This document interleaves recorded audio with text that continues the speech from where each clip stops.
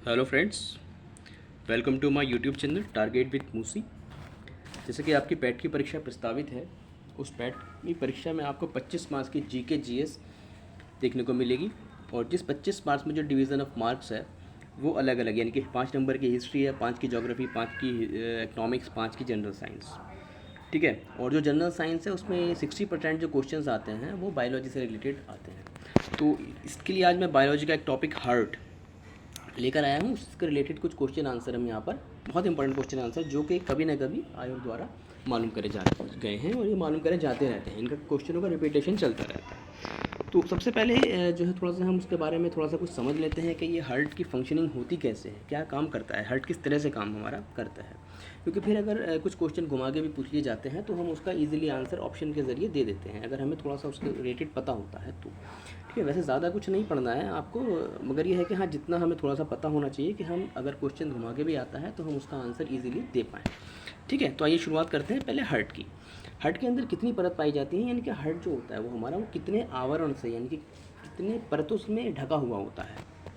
तो जो हार्ट होता है हमारा वो 3 परत, बाह्य परत, मध्यम परत और अंत परत। इंग्लिश में इसको बोलते हैं एक्टोकार्डियम, मेसोकार्डियम और एंडोकार्डियम। ये 3 तरह की परत होती हैं जिससे हमारा जो हार्ट है वो ढका हुआ होता है। ठीक है। और इसके अंदर एक फ्लूइड पाया जाता है जिसको हम पेरिकार्डियल फ्लूइड बोलते हैं। इसका काम क्या होता है, सुरक्षा प्रदान करना। यानी कि सुरक्षा किस तरह की सुरक्षा प्रदान करना कि अगर कोई चोट वगैरह या किस तरह की कोई बाहर से अगर कोई जैसे मुक्का वगैरह भी अगर लगता है तो वो इसके पेरिकार्डियल फ्लूइड जो होता है वो इसकी रक्षा करता है, हार्ट की रक्षा करता है, इसको चोट नहीं पहुंचने देता है। ठीक है। अब इसकी बात करते हैं हम स्ट्रक्चर की। इसके अंदर 4 चैम्बर होते हैं। उन 4 चैम्बर को जो डिवीज़न होता है वो होता है दाया अलिंद यानी राइट ऑरिकल्स, लेफ्ट ऑरिकल्स यानी बायां अलिंद, दायां निलय राइट वेंट्रिकल, बायां निलय यानी कि लेफ्ट वेंट्रिकल। इन चारों से ये चैम्बर, 4 चैम्बर इसके अंदर होते हैं।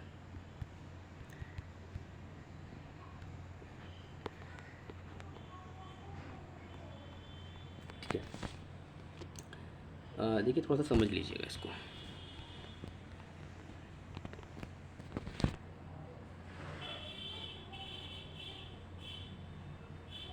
ये हमारा हार्ट, इसमें ये चैम्बर होते हैं। लेफ्ट ऑरिकल्स, ये राइट ऑरिकल्स, राइट वेंट्रिकल्स, ये लेफ्ट वेंट्रिकल्स। ठीक है। यहाँ पर अशुद्ध रुधिर हमारा बॉडीज़ के माध्यम से आता है। अशुद्ध मतलब जिसके अंदर CO2 मिक्स हो। ऑक्सीजन के साथ साथ हमारे ब्लड में ऑक्सीजन होता है, ऑक्सीजन के साथ साथ जो ब्लड में CO2 भी आ जाती है जब हम सांस लेते हैं तो वो यहाँ से आता है और वो राइट ऑरिकल्स के अंदर प्रवाहित होता है। राइट ऑरिकल्स के अंदर आता है। राइट ऑरिकल से यहाँ पर एक ट्राइकस्पिड वाल्व कहलाता है। ट्राइकस्पिड वाल्व यानी कि हिंदी में जिसको बोलते हैं कि त्रिपटीय विलय, उसके माध्यम से ये नीचे ब्लड नीचे आता है राइट वेंट्रिकल्स में। राइट वेंट्रिकल्स में यहाँ पर एक हमारा सेमील्यूनर वॉल्व होता है और इस सेमील्यूनर वॉल्व से ये यहाँ पर हमारा ये फेफड़े होते हैं। यहाँ पर हमारा ये परमाणु शिरा बोलती जाती है, जिसको परमाणु शिरा के माध्यम से फेफड़ों में जाता है। फेफड़ों का काम क्या होता है, CO2 और O2 को अलग कर देता है ब्लड में से। और जो शुद्ध रुधिर होता है यानी कि जिसमें सिर्फ ऑक्सीजन होती है, उस ब्लड को परमाणु शिरा यहाँ पर ले जाके लेफ्ट ऑरिकल में छोड़ देती है। लेफ्ट ऑरिकल से फिर यहाँ पर ये नीचे आता है और यहाँ से के माध्यम से पूरे शरीर में ये हमारा ब्लड, शुद्ध ब्लड चला जाता है। तो इस तरह से ये काम करता है।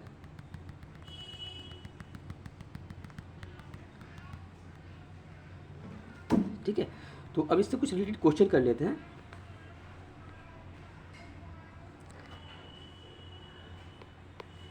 हृदय आवरण में कितनी परत होती हैं?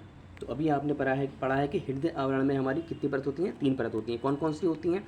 एक तो होती है एक्टोकार्डियम, एक होती है आपका एक्टोकार्डियम, एक होती है आपका मेसोकार्डियम और 3rd नंबर की होती है एंडोकार्डियम। और इन तीनों का काम क्या था? इन तीनों का काम था ये ब्लड को हार्ट की रक्षा करना बाह्य आघातों से। ठीक है। हार्ट ऑफ हार्ट क्या कहा जाता है? देखिए हार्ट ऑफ हार्ट जो होता है वो इस तरह से हमारा हार्ट है, ये चैम्बर है। तो यहाँ पर एक नोड होता है जिसको हम ऐसे नोड बोलते हैं। इसका आंसर ऐसे नोड है, हार्ट ऑफ हार्ट कहा जाता है। इसको हम हार्ट ऑफ हार्ट क्यों कहते हैं? क्योंकि ये जो हमारा जो हृदय होता है, जो उसकी धड़कन होती है वो यहीं से स्टार्ट होती है, मतलब यहीं से वो बननी शुरू होती है एक तरह से। और जब कभी इसमें प्रॉब्लम आ जाती है, ये 72 बार 1 मिनट में धड़काता है। जब इसमें कुछ प्रॉब्लम आ जाती है तो यहाँ पर एक और नोड होता है ठीक है, एवी नोड हम जिसको बोलते हैं। तो एवी नोड का काम क्या होता है, जब ये काम करना बंद कर देता है तो ये इमरजेंसी में ये वाला एक्टिवेट हो जाता है और ये 42 टाइम्स दिल को धड़काता है, जिससे कि हम मतलब सर्वाइव कर सकते हैं, मगर प्रॉब्लम आ जाती है, हार्ट को बहुत ज़्यादा काम करना पड़ता है। और इसलिए जो बाईपास वगैरह सर्जरी होती है तो वो इसकी वजह से होती है। इसलिए हम इसको क्या कहते हैं, हार्ट ऑफ हार्ट बोलते हैं ऐसे नोड को। ठीक है, नेक्स्ट है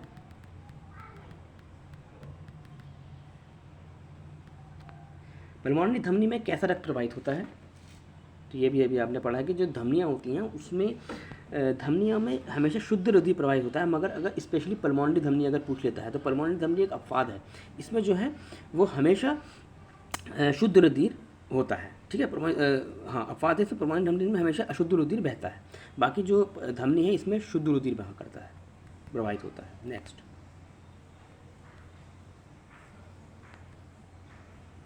स्वस्थ मनुष्य का बीपी कितना होता है, ये तो पता ही होगा आपको, 120 और 180।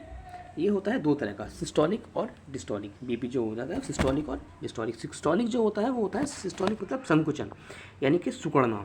तो जब जैसे कोई चीज़ सिकुड़ती है तो उसमें से कुछ चीज़ बाहर निकलती है। तो जो सिस्टोलिक होता है, जो हमारा जो यानी कि जो शुद्ध रुधिर होता है वो शरीर में प्रवाहित होता है सिस्टोलिक में, और डिस्टोलिक में जो होता है वो अंदर की तरफ आता है, यानी कि रुधिर जो है वो हमारा हृदय के अंदर आता है, जो अशुद्ध होता है। तो जो सिस्टोलिक होता है इसको हम एसबीपी बोलते हैं, ये हमारा 120 होना चाहिए।